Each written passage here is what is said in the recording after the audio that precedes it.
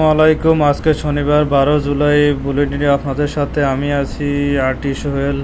শুরুতে সংবাদ শিরোনাম। ওমানে ভয়াবহ সড়ক দুর্ঘটনা, ওমানি সহ 5 জনের মৃত্যু। ওমানে কফিশপ ও অনৈতিক কার্যকলাপে 6 মিশরি নারী গ্রেপ্তার। আমিরাতের নতুন ভিসা ট্রান্সফার বন্ধ, বিপাকে 12 লাখ বাঙালি। কুয়ালালামপুরের ভিসা জটিলতা, সিন্ডিকেটে 3 বাংলাদেশি আটক, 130 পাসপোর্ট উদ্ধার। ভারতে বিমান দুর্ঘটনার নতুন তথ্য, বন্ধ হয়ে গিয়েছে জ্বালানি সুইচ। দর্শক, আপনারা দেখছেন সংবাদ শিরোনাম। এবারেও যাচ্ছে পুরো সংবাদে। ওমানে সুলতান সাইদ বিন তমরুজ সড়কে ভয়াবহ সড়ক দুর্ঘটনা, 5 জন নিহত হয়েছে 11 জন। দুর্ঘটনায় ঘটে শুক্রবার সকাল মাস্কেট একটি বাসার ত্রিমুখী সংঘর্ষে। নিহতদের মধ্যে 2 জনই ওমানি ও 3 জন সংযুক্ত আমিরাতের নাগরিক রয়েছেন। আহতদের মধ্যে রয়েছে 5 শিশু। হসপিটালে রয়েছে। রয়্যাল ওমান পুলিশ তদন্ত নামিয়েছে এবং নিশ্চিত করেছে, সতর্কতা করেছেন। ওমানে দুফা গার্ডেনের সুলতান সাইদ বিন তরমুজ সড়কে ভয়াবহ সড়ক দুর্ঘটনায় 5 জন নিহত, 11 জনের আহত হয়েছে শুক্রবার। স্থানীয় সময় সকাল 7টার দিকে মাসকান জানিয়েছেন রয়্যাল ওমান পুলিশ। আর প্রাথমিক তথ্য জানিয়েছেন দুর্ঘটনা দুটি গাড়ি একটি বাসের সঙ্গে সংঘর্ষ। নিহতদের মধ্যে 2 জনই ওমানি ও 3 জন সংযুক্ত আমিরাতের নাগরিক ছিলেন। আহত 11 জনের মধ্যে রয়েছে 2 জন ওমানি ও 9 জন আমিরাতের নাগরিক। আহতদের মধ্যে 5 জন শিশুও রয়েছে, যাদের স্থানীয় হাসপাতালে চিকিৎসা দেওয়া হয়েছে। রয়্যাল ওমান পুলিশ জানিয়েছে দুর্ঘটনার সঠিক কারণ খতিয়ে দেখতে তদন্ত চলছে। তাদের নিহতদের পরিবারের প্রতি খুব শোক সমবেদনা জানিয়েছেন। নিয়ন্ত্রণ ও সড়ক গাড়ি চলাচলে আহ্বান জানিয়েছেন।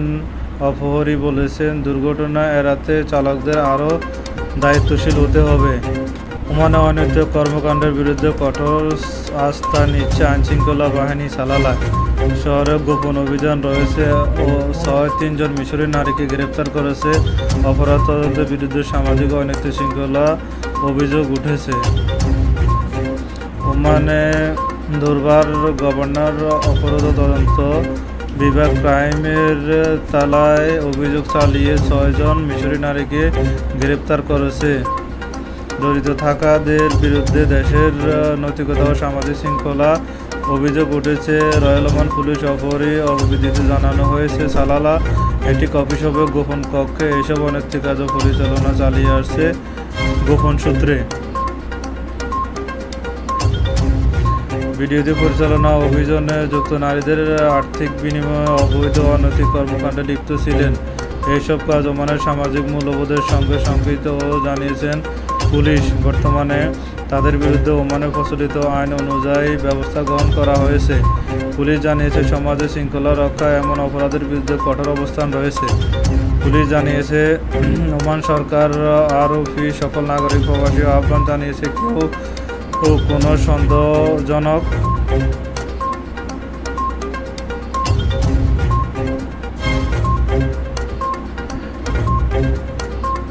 আরব আমিরাতে ভিসা জটিলতায় পড়েছে প্রায় 12 লাখ বাঙালি। এইসব খাতে বিভিন্ন গুরুত্বপূর্ণ কর্মকাণ্ড, কোম্পানি পরিবর্তনের সবকিছু অনিশ্চয়তা দিন কাটাচ্ছে। ভিসা নবায়নের থেকে শুরু করে সৃষ্টি হয়েছে অচল অবস্থা। বিশেষজ্ঞরা বলেছেন, এসব সংকট এড়াতে মারাত্মক প্রভাব ফেলতে পারে।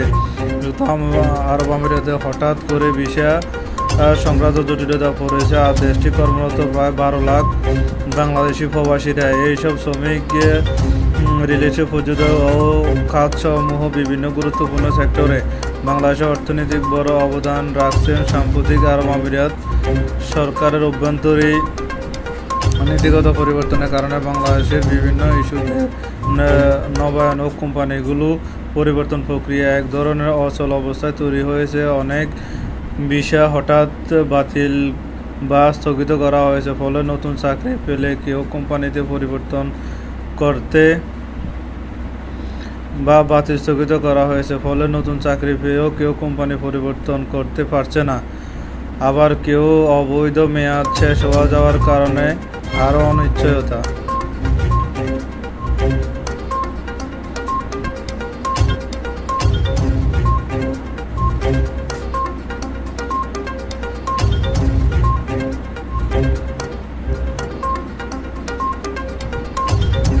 কারো কারো 5ই অক্টোবর অভ্যন্তরীণ সরকারের দায়িত্ব গ্রহণের পর কূটনৈতিকভাবে সমস্যা সমাধানের আশ্বাস ও কর্মের অগ্রগতি এখন দৃশ্যমান।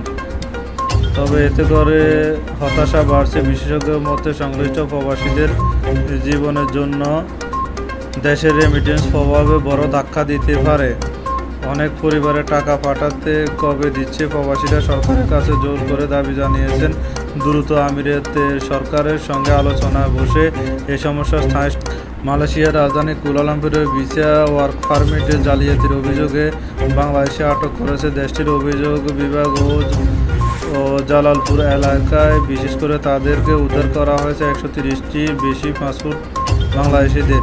আটককৃতরা একজন চক্র মূল্যহত বলে জানিয়েছেন কর্তৃপক্ষ। এছাড়া এদিকে আমরূপ এলাকায় আরও একটি অভিযানে ধরা পড়েছে 3 বিদেশি।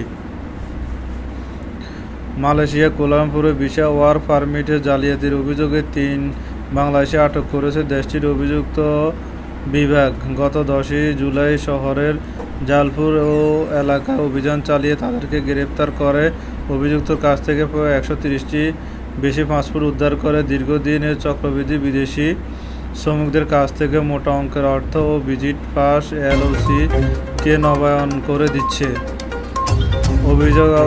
অভিবাসন ও বিভাগ জানায় আটক ব্যক্তিদের মধ্যে কয়েকজন সরকারি হিসেবে কাজ করেছিলেন। তারা বৈধ ভিসা নির্মাণের খাতে কাজ করতে অবৈধ ও কর্মকাণ্ড চালাচ্ছিলেন।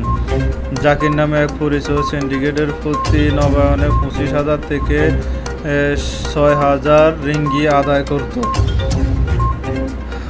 অভিযানে আরও 3 জন আটক হন। তাদের কাছ থেকে বহু পাসপোর্ট ও সন্দেহজনক সিন্ডিকেট জব্দ করা হয়। এইসব যুক্ত আইনের কার্যক্রমের জন্য পুনরায় হস্তান্তর করা হয়েছে। অভিযান অব্যাহত থাকবে বলে জানিয়েছে মালয়েশিয়ার অভিযুক্ত বিভাগ। গত মাসে আমাদের থেকে লন্ডনের উদ্দেশ্যে ছেড়ে যাওয়া এক ইন্ডিয়ান ফ্লাইট ডিম অনলাইনের বিধ্বংসী এক প্রকাশিত হয়েছে। প্রাথমিক তদন্ত প্রতিবেদনে পুরো জাহাজটি 2 ইঞ্চি জালিয়াত সুইচ একসঙ্গে বন্ধ হওয়া যাওয়ার বিমানটির নিয়ন্ত্রণ হারিয়ে পড়ে ভয়াবহ দুর্ঘটনা 226 জন যাত্রী সবাই প্রাণ হারায়। কপটির ভয়েস রেকর্ড শোনার পর কথোপকথনের মধ্যে সংঘটিত সংকেত এগুলো জানানো হয়। গত মাসে ভারতের মধ্য থেকে লন্ডনের উদ্দেশ্যে ছেড়ে যাওয়া ফ্লাইটটি বিধ্বস্ত হওয়া ঘটনা প্রকাশিত প্রতিবেদনে এতে হয়ে উঠে আসে এলাকার চাঞ্চল্যকর তথ্য ভয়াবহ দুর্ঘটনা। পেছনের সম্ভাব্য উড্ডয়নের মাত্র 3 সেকেন্ড পরে রোলিং সেকেন্ড 7 কি ড্রিম ওজন জাহাজটি 2টি ইঞ্জিন জালিয়াত সুইচ একসঙ্গে চালু অবস্থায় থেকে আউটকপ অবস্থায় চলে যায়। ফলে ইঞ্জিন জ্বালানি সরবরাহ বন্ধ হয়ে মুহূর্তের মধ্যে দ্রুতগতি হ্রাস পায়। কিছুক্ষণের মধ্যে সিন্ডিকেটের দিকে নামতে শুরু হয়।